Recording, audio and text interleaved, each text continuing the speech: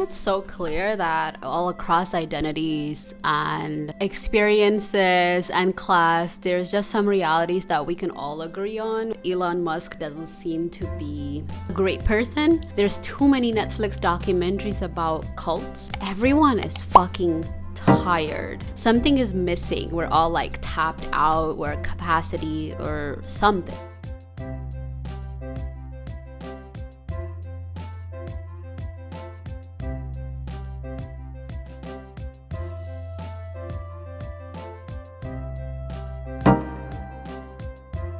Self-care is a practice. It's a communal practice most of the time.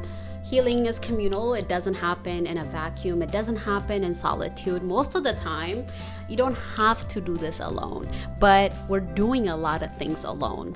The romanticism of either cultural ways or otherworldly comes from this idea that America is so anti-culture and anti-community. And I feel like that's a very flawed, reductive, or frivolous analysis because it doesn't really get to the root of what's going on. Capitalism is alluring because it promises or prospect of becoming wealthy. Most people from other places that have come from collectivist cultures really are looking for that, which is why they assimilate. And the way to assimilate usually looks like becoming incredibly hyper individualist, abandoning a lot of your community and community values. And then Americanism becomes adjacent with capitalism and colonialism.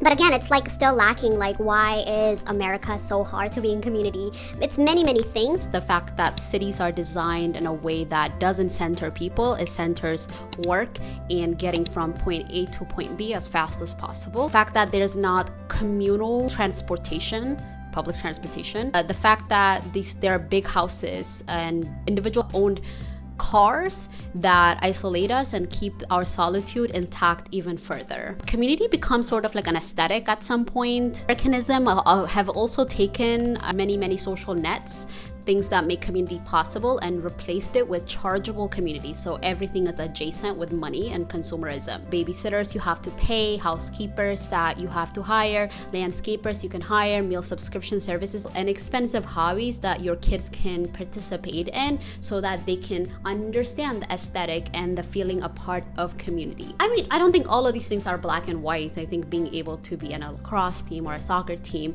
because that's the way you see your kids being in community with other kids is not a bad thing. The practice of community, however, is not separated from paying for things or services that you have to pay. As a result, I think our kids grow up with this romanticization of solitude. And it's not solitude in the way that that deprivation is happening and I have to stop listening to things and really recapture my aloneness. It's not intentional like that. It's more centering big windows, big kitchens, beautiful white apartments.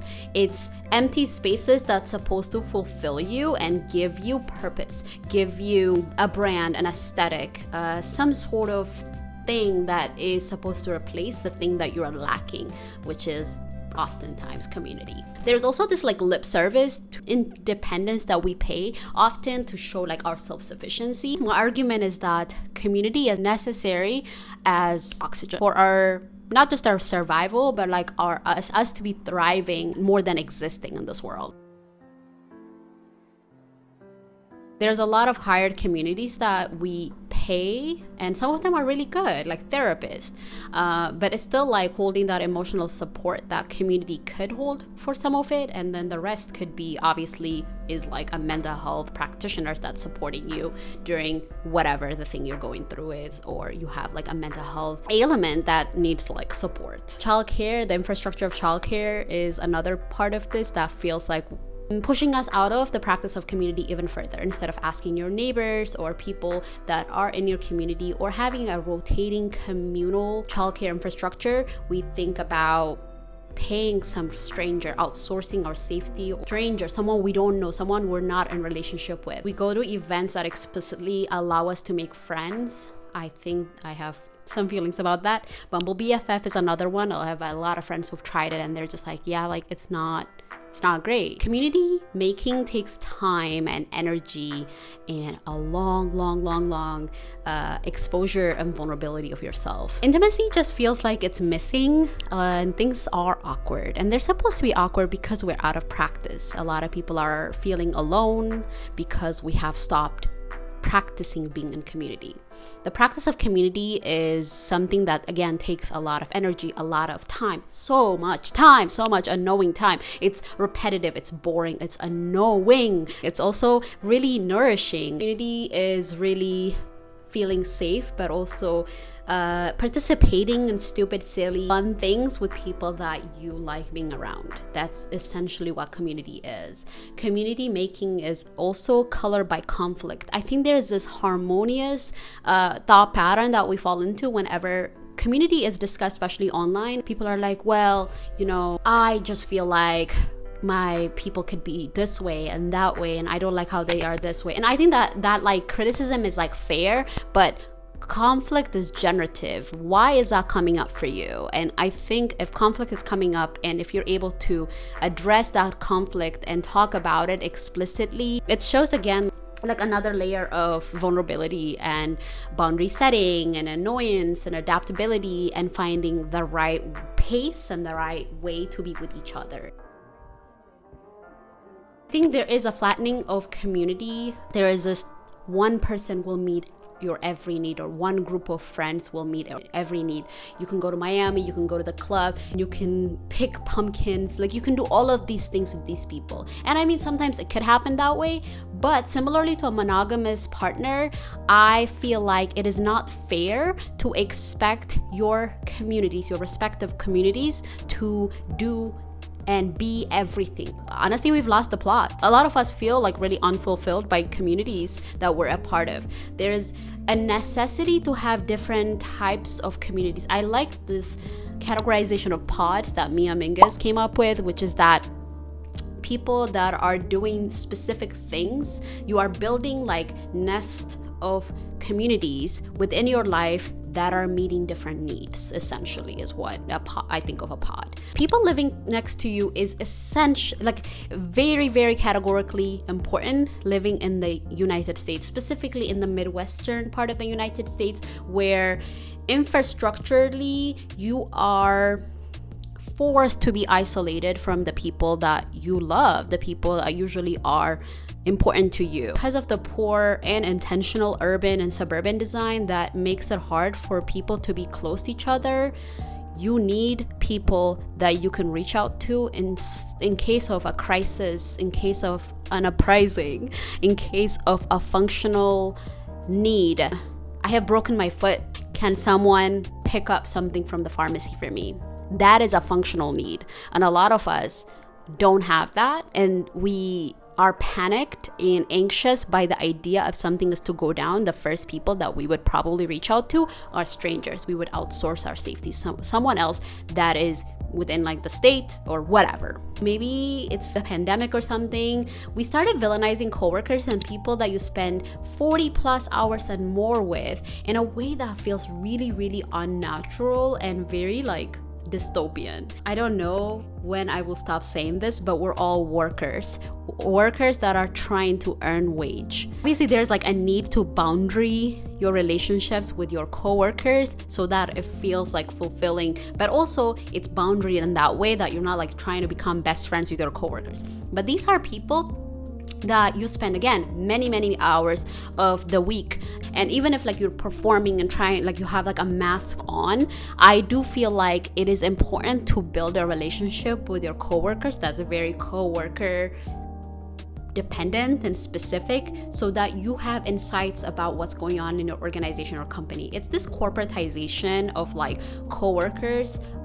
Relationship is very transactional, and it's actually really dark, and I don't like it. Some of the relationships that I've held with coworkers has been like people that are like my allies, people saying like, you should be getting paid more for this. They don't like to talk about what they're getting paid because they don't want to expose something about themselves, or they don't want to be exposing something larger in the organization. But co-working with people, you being not the only employee, is actually a very important labor right that a lot of us don't really think about. your coworkers know a lot about things and you know a lot about the organization and the company that you're working with to allow you to exist in a way that feels a little bit more bearable to be at a work camp. That's the reality of it. You don't have to bring your coworkers to your house if you don't want to. You can create the specific type of relationships that you want with your coworkers. Like, again, you can custom this based on the type of people that your coworkers are, or your company or your organization is. People that share interests with you but they're not really aligned with you in that way are very important too. And as an adult, it feels especially important having a space that caters to the things that you like doing. Do you like dancing? Do you like doing more like night stuff or day stuff? Like, what is your interest, and what are the interests of the people that you love, your friends? What do they love? If those are not meshing well, this is a great way to outsource your community a little bit more. People that have values and upbringing and visions for the future, these are your deeper and friendships and relationships and significant other and others relationship. And I feel like this is where we just sit in and we flatten all community and kind of mesh everything into this one. But the reality is it actually is a lot more dispersed. Under late stage capitalism, purposeful, isolating, urban design, you have to be more creative, which is annoying.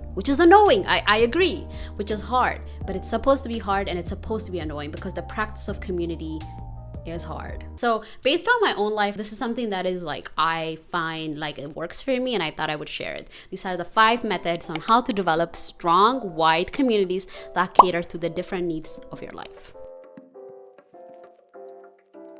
If you've never seen yourself being into herbalism or astrology because you're intimidated or you look down upon it because you're insecure by the lack of knowledge, which is usually the case, it should not stop you from being curious or learning more or being a learner for the first time, because it's keeping you isolated. Like, the tendency in a lot of community making in the West especially, where you have to find people that are doing or are interested in your niche, your brand, I guess. And there's a place for your niche, of course. Those are the people that have values and upbringing and visions for the future that feel really similar. But it should not be the only place you should be looking for or a relationship. It forces you to be vulnerable about the things that you're not necessarily knowledgeable about. We have to say, I do not know often, and a lot of the time that brings up insecurity. But I think a way to reframe this is that it's about opening up yourself for more opportunities and showing up as honestly as possible without trying to be like the expert in the thing.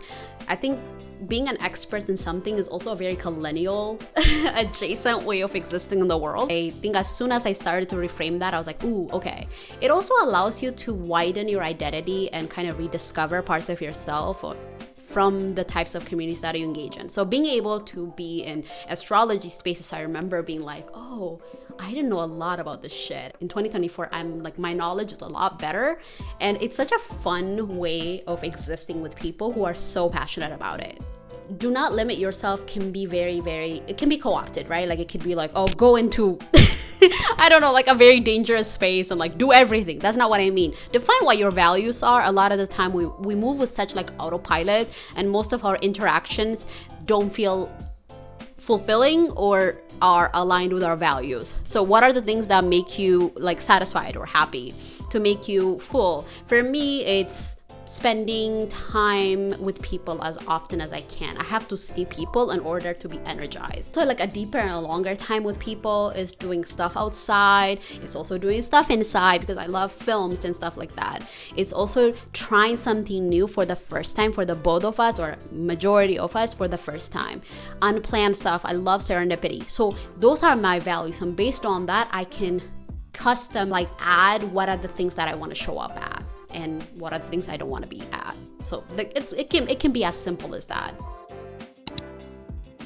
This one is hard. When friend events are usually explicitly that, like friend making event, it brings up this like desperation of outcomes from the spaces that you end up being a part of. There's this like thing of like in your brain, like I have to make a friend and get someone's Instagram for this to be a success. But repeated exposure to people is usually what, I guess, builds community. Like, do you like a Miyazaki movie? Go to a showing near you. There's probably a showing somewhere. Have you always been interested in wanting to do crochet? Go to a workshop. Always romanticize the idea of like a drive-in movie. do that. The important thing is that you're not going in with this like expectation or outcome. Like I often used to do that where I'm like, okay, what I want from this is that I have made 3 friends. Chill out. That is not the same thing as goals. You have to have goals, obviously. For instance, it's like I'm going to talk to one person and ask about what they're holding in their heart, like what brought them to here, or like ask about a specific thing that might interest you, which is very different than mine probably. I think being able to do this alone or someone is important. I think the benefit of bringing someone is that having a barrier to not feel so like voyeuristic or like a witnesser. Then the disadvantage is that you kind of latch into that person that you already know, and you are not going to expand and show up and make new friends. You're just gonna talk to that person because that's your comfort zone, right? You're not really growing and getting out of your zone. I remember there was this bit that John Mulaney did a while ago. He was like thanking his audience. He was like, thank you for being here. So easy not to go through something. Thank you for coming to this show, by the way. I really do appreciate you coming to a thing because you didn't have to. And it's really easy not to go to things. It is so much easier not to do things than to do them. That you would do anything is totally remarkable. And I do agree with that. But the counterintuitive thing is to go to the thing. Hold yourself accountable. Like if you don't end up going to a thing, you're like, okay, the next one we're gonna go. We're like rough, like when we don't complete a task.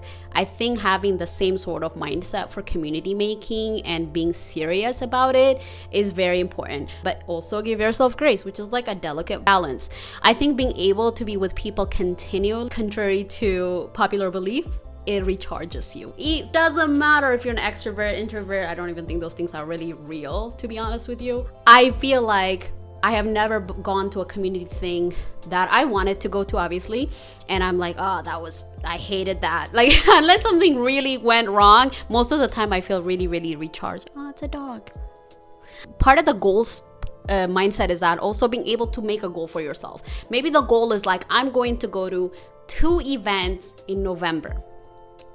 2 events. For me, it is I have to go do social events once a week. Once a week. And I don't think that's a big ask, but when you are the beginning of your practicing reintegration into community and like really trying to practice being in community with people, you have to give yourself some time and space because the energy is going to be really low and you don't want to be burnt out. There's a tendency again in the States where we keep different communities we're a part of separate. Or my running community, this is my book club. I think partly it's out of protectiveness, gatekeeping, and not knowing how to mix up. I think it makes sense in theory, but I guess bringing up different parts of your community lets you expand, deepen your relationship with people, but also see people like under different lights because different people bring out different things from different people.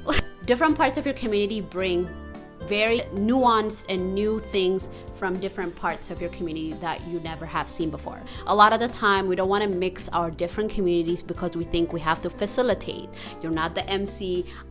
I'm telling this to myself. I always have to tell this to myself. It's not your responsibility to facilitate, and start with something small. For instance, like I had a Halloween party that my friend did last year, and I invited my friend group, my other friend group, and then I invited one person who is part of like another part of my community.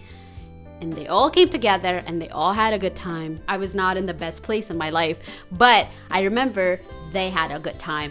They left. I didn't have to facilitate shit. And I was like, what? That was crazy. I continue to do that now because it is actually my favorite practice. It also lessens the pressure of having like one conversation where you have to keep it interested in like the 2 of you. The worst that can happen is that the vibes are not right. Okay, now we know. See how it goes. You might foster relationships that you didn't even think was possible with the same people.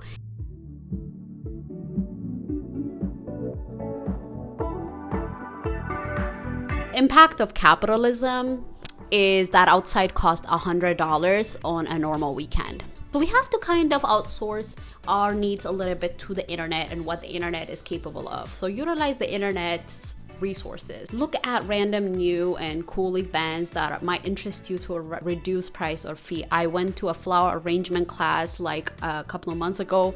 I went to like a running like event obviously like custom this to your interest. I went to like a free silent disco event that was like so fun, and I went to like a warehouse party that was like less than $5. There is events. Follow Instagram pages that have local events that are happening or other places in the States. Like, it doesn't always have to be the same thing. Like, you don't have to go do happy hour at an expensive bar or like a trendy place.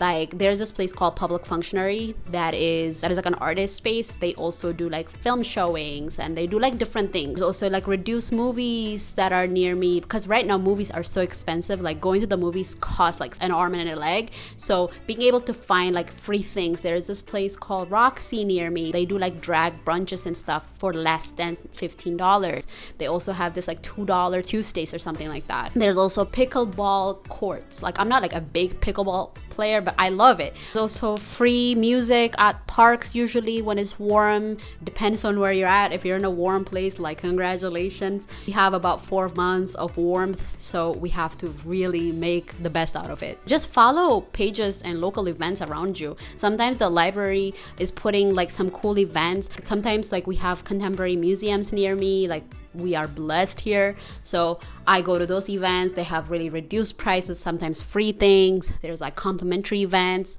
Look into it. If you're not gonna take anything from what I've said so far, this is the one I want you to take away, which is that stop trying to be cool or mysterious. I didn't start a YouTube page for many years, probably until like I was 22 or something, because I thought it was not cool. To want something, to do something, to be a nerd about something, to be excited about something is actually one of the best things about life. And it also prevents us from actually ceremoniously being in community with people. There was this friend that I met at another friend's birthday party. It was like Juneteenth weekend. This was a year ago or something. And we were like in the backyard, this beautiful green, lush backyard. We were talking sober. We were eating some good food.